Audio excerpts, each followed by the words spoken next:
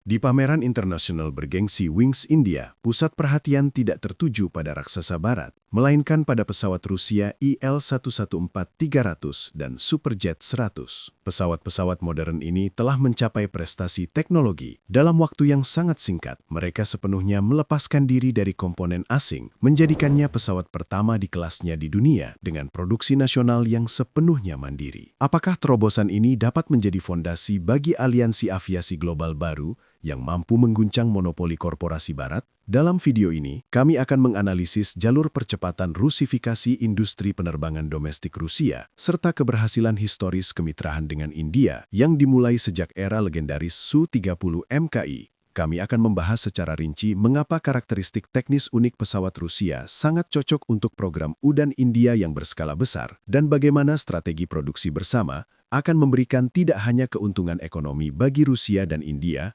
tetapi juga kedaulatan teknologi sejati di angkasa. Bayangkan pameran kedirgantaraan terbesar di Hyderabad, Wings India, ratusan perusahaan, gemerlap krom, dan deru turbin. Tetapi mengapa kerumunan pakar dan calon pembeli justru terhenti di depan pesawat Rusia Il-114-300 dan Superjet 100? Sekilas ini hanyalah pesawat modern biasa, namun esensinya, seperti kita ketahui, tersembunyi dalam detail-detail kecil. Mari sejenak kita mengintip di balik kap penerbangan modern.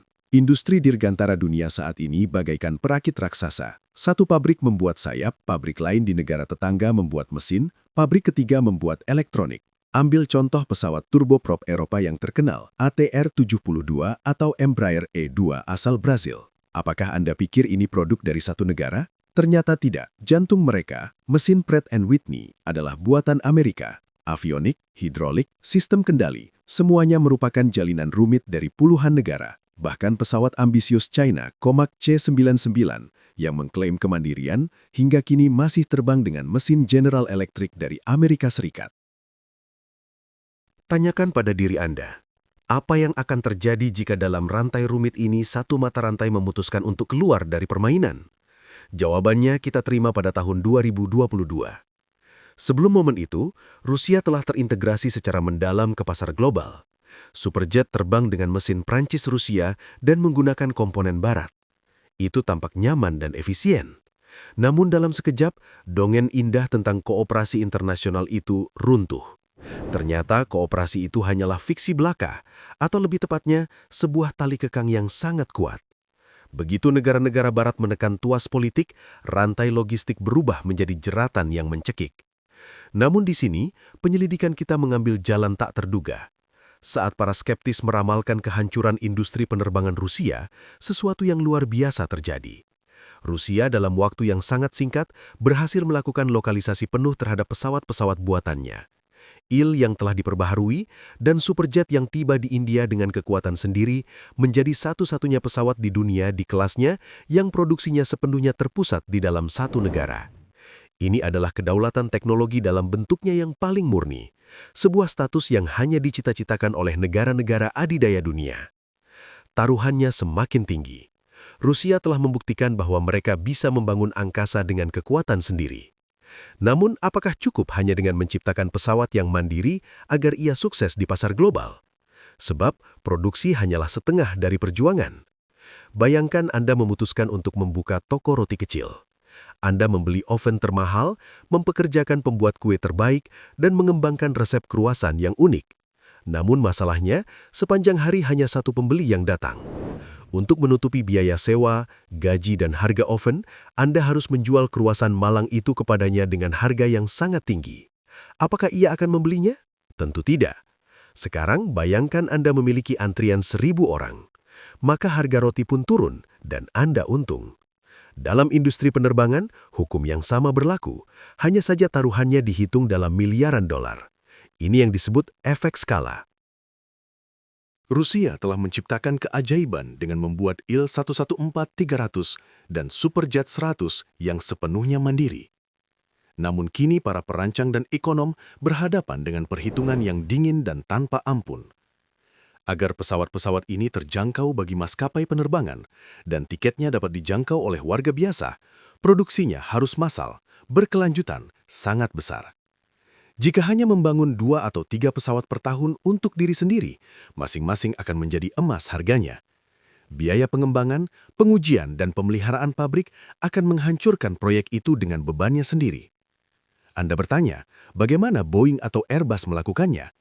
Jawabannya sederhana. Mereka menjual pesawat mereka ke seluruh dunia.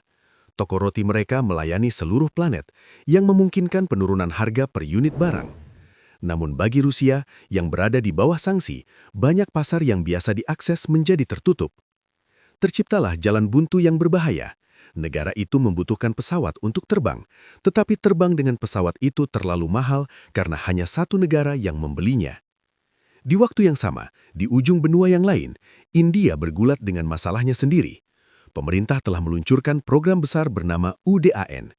Motonya, biarkan warga biasa negara ini terbang.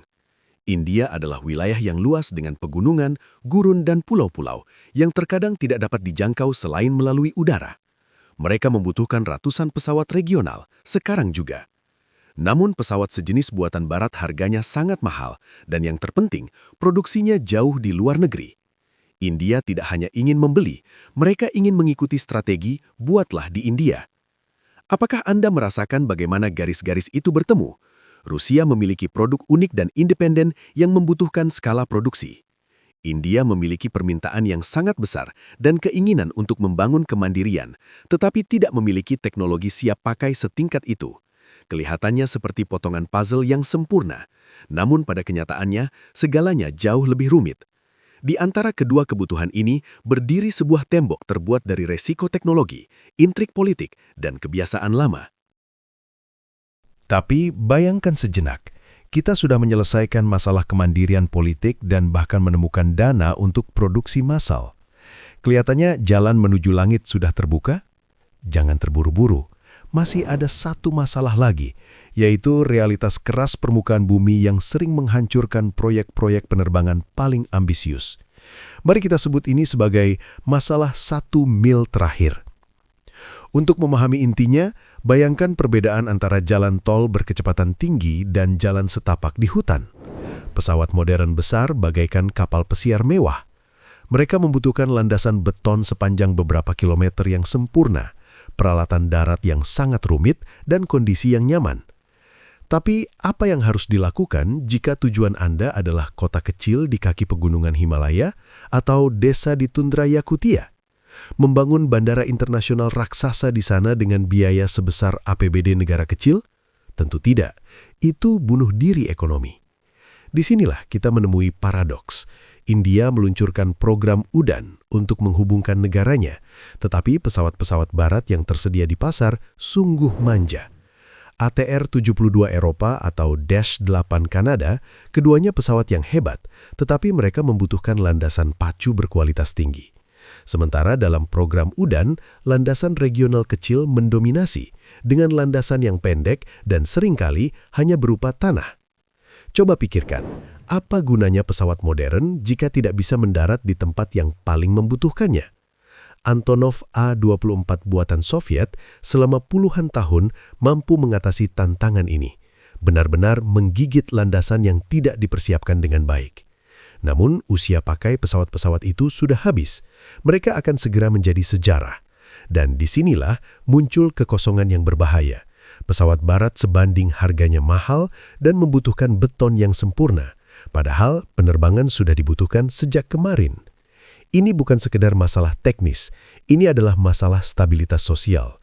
Jika India tidak menemukan pesawat yang mampu beroperasi di medan berat, program ambisius penerbangan murah akan berubah menjadi tumpukan laporan usang yang tak pernah terwujud.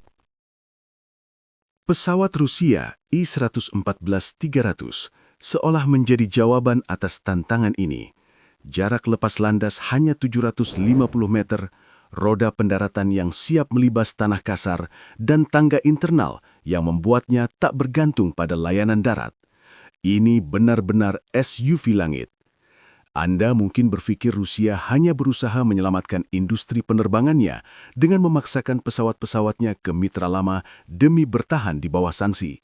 Jika begitu, Anda hanya melihat puncak gunung es. Belokan sesungguhnya dari cerita ini adalah Rusia melakukan apa yang tidak akan pernah berani dilakukan Boeing atau Airbus. Rusia menawarkan India bukan sekedar komoditas, melainkan bagian dari kedaulatan teknologinya. Bayangkan, korporasi Barat selalu menjual kepada Anda kotak hitam. Anda bisa terbang puluhan tahun dengan pesawat mereka, tapi Anda takkan pernah tahu bagaimana pesawat itu bekerja di dalam dan takkan bisa mengganti satu baut pun tanpa izin dari pemiliknya. Itu seperti menyewa mobil selamanya tanpa hak untuk membuka kap mesin. Rusia mengubah aturan main. Di pameran Wings India, sebuah manuver berani dilakukan. Sebuah kontrak ditandatangani yang tidak hanya menjual pesawat jadi, tetapi membuka pintu menuju produksi bersama penuh untuk Superjet dan I-114-300 di tanah India. Mengapa Rusia rela memberikan rahasianya yang begitu sulit dibangun kembali melalui program lokalisasi darurat? Jawabannya ada pada strategi yang pernah mengubah dunia. Pada akhir tahun 90-an, Rusia mentransfer teknologi jet tempur terbaiknya, Su-30 MKI, kepada korporasi India HAL. Hasilnya, hampir 300 pesawat beroperasi, investasi besar mengalir ke Biro Desain Rusia, dan status India sebagai kekuatan penerbangan terkuat di kawasan. Kini, formula emas ini dipindahkan ke langit sipil, dan inilah yang paling menakutkan para pesaing. Saat negara lain sibuk berebut menjadi pelanggan, Rusia dan India sedang menciptakan kutub kekuatan baru yang independen. Tapi bagaimana detailnya? Bagaimana mengubah cetak biru rumit menjadi bisnis nyata yang tidak runtuh karena beban masalah ekonomi? Kita akan menyelami skema ini hingga ke titik terdalam, di mana tersembunyi apa yang oleh para pakar disebut sebagai titik tanpa kembali bagi dominasi global raksasa penerbangan Barat. Mari kita bedah lebih dalam kemitraan ini dan bongkar satu persatu mengapa aliansi Rusia dan India bukan sekedar kesepakatan dagang yang menguntungkan, melainkan kelahiran realitas aviasi yang baru. Untuk memahaminya, kita harus berhenti melihat pesawat sekedar burung besi yang indah dan mulai melihatnya sebagai algoritma ekonomi dan teknis yang sangat kompleks. Mengapa IL-114-300 menjadi kartu truf dalam negosiasi? Bayangkan sebuah bandara regional khas di suatu tempat di negara bagian Rajasthan atau di kaki pegunungan Himalaya. Bukanlah beton cemerlang bandara Heathrow, itu adalah landasan pendek, seringkali berdebu, tanpa garbarata mahal dan peralatan darat yang rumit. Lepas landas hanya dalam 750 meter. Bayangkan, itu hampir seperempat lebih pendek dari yang dibutuhkan kebanyakan pesaing. Lebihan 250 meter ini adalah perbedaan antara mampu tidaknya pesawat mendarat di kota terpencil. Ditambah dengan tangga penumpang terintegrasi dan mesin TV7117ST01 yang kuat yang dirancang khusus untuk bekerja dalam mode ekstrim. Ini bukan sekedar teknik, ini adalah matematika keuntungan. Semakin sedikit biaya infrastruktur, semakin murah tiket bagi penumpang. Tapi mengapa Rusia harus memberikan teknologi seperti itu? Disinilah kita sampai pada strategi sama-sama menang yang telah teruji puluhan tahun. Ingatlah kisah jet tempur Su-30 MKI. Rusia tidak hanya menjual pesawat, tetapi juga mengajar para spesialis India untuk merakitnya. Hasilnya, India mendapatkan armada udara yang sangat kuat, sementara Rusia mendapatkan investasi miliaran dolar yang tidak menjadi beban mati, tetapi dialirkan untuk menciptakan pesawat generasi berikutnya, seperti Su-57. Produksi bersama Superjet dan IL-114 di India memecahkan masalah skala yang kita bicarakan sebelumnya. Ketika pabrik-pabrik beroperasi untuk dua negara besar, biaya produksi setiap pesawat turun. Ini memungkinkan Rusia memenuhi pasar dalam negerinya dengan teknologi murah, dan India mewujudkan program UDAN, membuat penerbangan terjangkau bagi jutaan warga biasa. Namun yang terpenting, tersembunyi dalam rusifikasi penuh seluruh komponen. Berbeda dengan pesawat Barat, di mana pertengkaran politik sekecil apapun dapat menghentikan pasukan chip murah dan melumpuhkan seluruh armada, produk Rusia-India terlindungi dari kediktatoran eksternal. Semua suku cadang, semua perangkat lunak, semua komponen kritis berada di dalam aliansi ini. Kedengarannya seperti rencana sempurna, bukan? Namun dalam proyek besar manapun, selalu ada bahan rahasia, Wawasan yang menjelaskan mengapa tepat sekarang kerjasama ini menjadi tak terelakkan dan apa yang sebenarnya dipertaruhkan bagi seluruh industri penerbangan dunia. Siapa tahu, kesimpulan tak terduga apa yang dibuat para analis saat mempelajari tanda tangan di kontrak-kontrak baru di Hyderabad? Pernahkah Anda bertanya-tanya, mengapa raksasa penerbangan barat begitu gelisah melihat semakin dekatnya hubungan Moskow dan Delhi? Dalam skala pasar global, beberapa ratus pesawat regional memang bukanlah angka yang paling besar. Namun wawasan sebenarnya jauh lebih dalam. Ini bukan soal kuantitas logam, melainkan perubahan radikal dalam filosofi penguasaan langit. Mari kita jujur, penerbangan barat modern adalah ekonomi langganan. Saat membeli Boeing atau Airbus, Anda tidak benar-benar menjadi pemilik penuh. Ini seperti membeli ponsel pintar yang bisa diubah pabrikannya menjadi batu bata dari jarak jauh jika ia tidak menyukai kebijakan Anda. Anda dipaksa menggunakan suku cadang, insinyur, dan aturan main mereka sendiri. Rusia dan India adalah yang pertama di dunia yang berani meretas sistem ini. Pemahaman utamanya adalah bahwa kerjasama semacam ini bukan sekedar perdagangan, melainkan penciptaan kekebalan terhadap tekanan eksternal. Rusia tidak hanya mentransfer cetak biru, tetapi juga hak atas penentuan nasib sendiri di bidang teknologi. Jika aliansi ini menyelesaikan apa yang telah dimulai, maka setiap negara di global selatan akan melihat mereka bisa terbang dengan pesawat modern tanpa harus meminta izin dari Washington atau Brussel. Inilah awal dari akhir era kolonialisme penerbangan. Taruhan telah dinaikkan setinggi-tingginya. Kita sedang menyaksikan terciptanya standar alternatif dalam penerbangan global. Namun, seperti apa peta penerbangan baru ini 10 tahun dari sekarang? Apakah Anda siap menghadapi kenyataan bahwa para pemimpin langit yang selama ini kita kenal akan segera tertinggal? Garis besar masa depan yang kemarin masih terasa seperti fiksi, kini mulai terlihat di cakrawala. Bayangkan pasar penerbangan bukan sebagai klub eksklusif bagi segelintir orang, tetapi sebagai jalan raya berkecepatan tinggi di mana monopoli lama digantikan oleh para pemimpin baru. Kerjasama Rusia dan India saat ini hanyalah batu pertama fondasi bangunan megah masa depan.